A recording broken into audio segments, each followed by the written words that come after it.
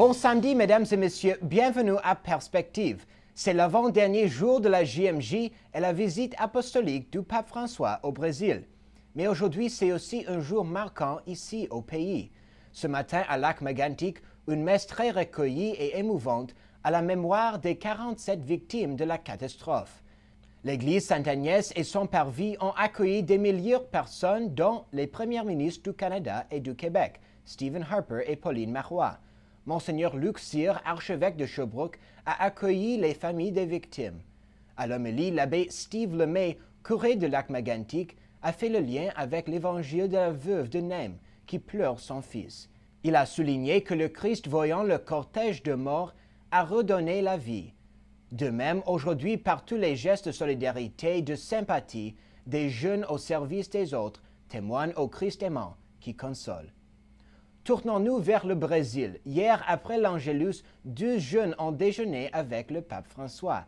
Anne-Sophie, volontaire depuis 6 mois à Rio, y participait. Elle parle de cette rencontre à Charles Le Bourgeois, notre envoyé spécial. On a évoqué, toujours centré autour du thème de la jeunesse, bien sûr. Ça a été l'emploi des jeunes et la façon dont ils étaient reconnus dans les sociétés modernes.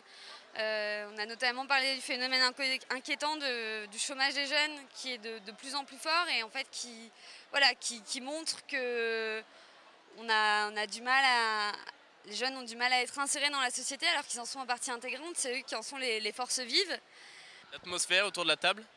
C'était une atmosphère non pas grave mais sérieuse puisqu'on parlait évidemment de sujets importants. Le pape a le sens de l'humour, donc il a fait quelques jeux de mots qui nous ont bien sûr fait rire. Et à la fin, oui, ça a été on a parlé en fait de douleur et de souffrance et ça a été un moment de grande émotion. Quand vous avez vu le pape, est-ce que vous avez vu un petit peu ce à quoi vous vous attendiez ou vous avez eu des surprises? Non, je m'étais pas non plus fait une idée très précise avant, mais je m'attendais à avoir quelqu'un de simple, quelqu'un avec qui je pourrais échanger, quelqu'un de bienveillant, parce que c'est ce que j'avais vu à la télé, je trouvais que c'était vraiment l'image qui montrait, et c'était ce que laissait transparaître son discours, et j'ai pas été déçue parce que c'était exactement ça. Qu'est-ce que vous retenez de cet échange avec le pape? Ce que je retiens, c'est vraiment, il nous a dit que fallait pas qu'on soit seul, fallait pas qu'on soit des chrétiens isolés, il fallait qu'on était membre de l'Église, qui était déjà un groupe immense, mais il fallait qu'on soit membre de communauté, il fallait qu'on soit s'accompagner. Que tout seul, en fait, le chemin de chrétien, il était difficile. Et que même lui, pape, il avait quelqu'un pour l'accompagner. Et effectivement, c'est quelque chose qui est important. Et parfois, on se dit « Oh non, mais je vais y arriver tout seul, je chemine. » Mais sans l'autre, c'est beaucoup plus difficile. Et je pense que c'est quelque chose de très important qu'il ne faut pas qu'on oublie. Aujourd'hui, le pape François a célébré la messe avec les évêques, prêtres, religieux et séminaristes du monde à la cathédrale Saint-Sébastien de Rio. Dans son homélie, le pape a indiqué 3 aspects de la vocation. Appelé par Dieu, appelé pour annoncer l'Évangile et appelé pour promouvoir la culture de la rencontre. Il les a encouragés à sortir de l'Église et aller vers ceux qui habituellement ne fréquentent pas la paroisse. Avec courage, le pape a dit, pensons à la pastorale en partant de la périphérie, en partant de ceux qui sont plus éloignés. Soyez artisans de communion, fidèles à Jésus.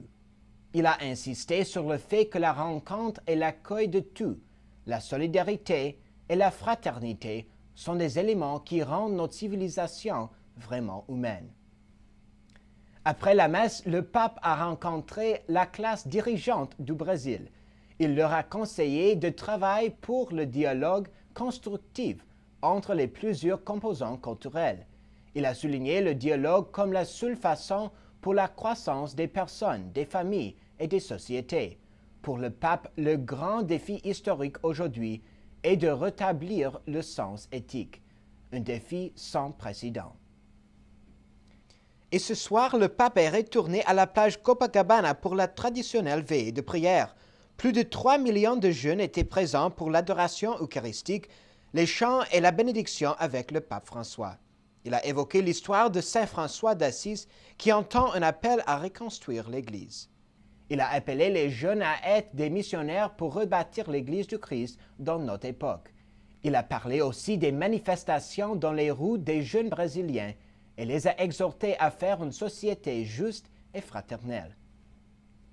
C'est bien vrai, l'ambiance est à la fête dans les rues de Rio.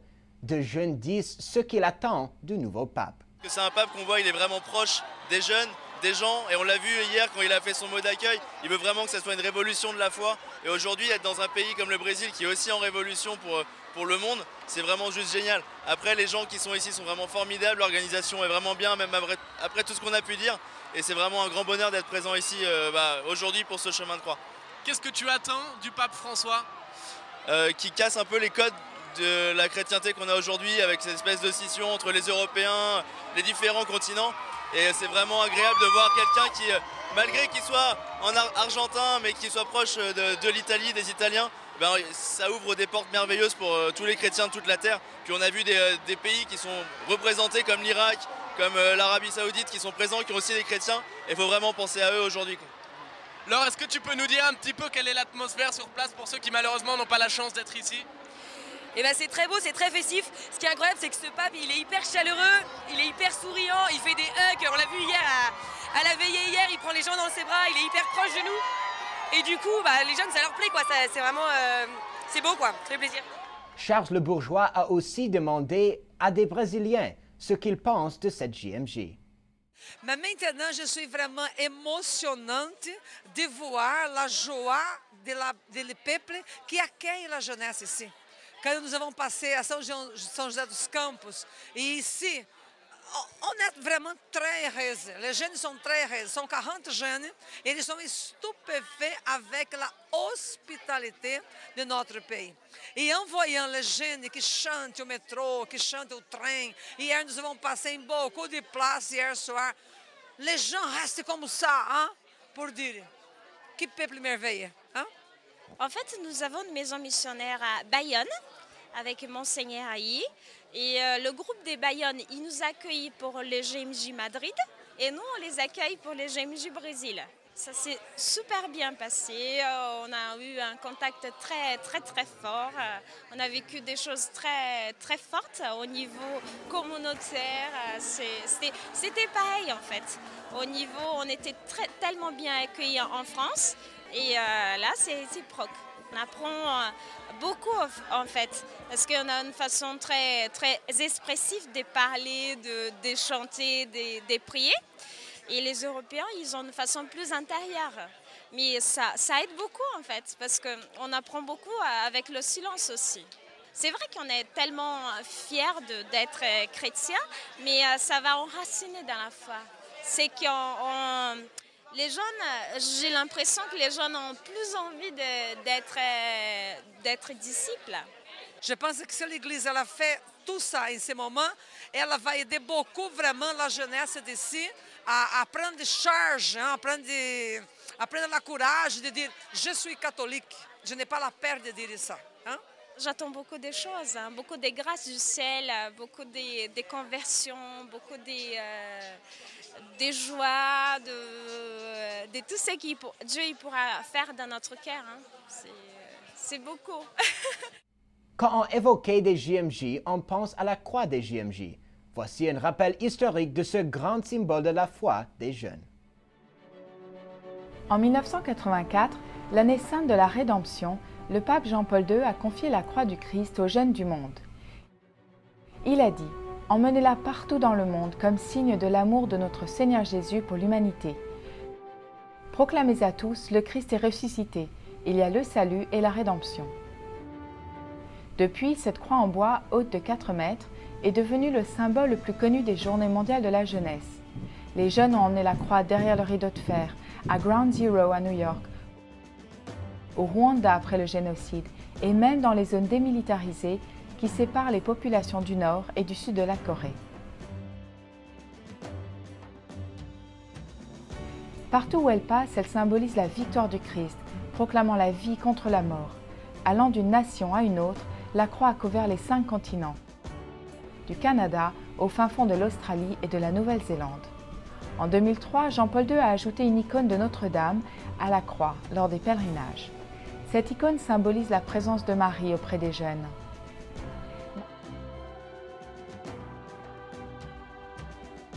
Marie nous enseigne de suivre la croix tout au long de notre vie. La croix et l'icône ont été portées, touché et embrassé par des millions de personnes à travers le monde et la tradition continue. Durant l'année, la croix des Journées mondiales de la jeunesse et l'icône ont été en pèlerinage à travers le Brésil. Ensemble, la croix et l'icône sont des rappels éternels du sang du Christ versé pour l'humanité en signe d'amour. Ensemble, les pèlerins ont cheminé avec Marie auprès de la croix dans un esprit de réconciliation et de service.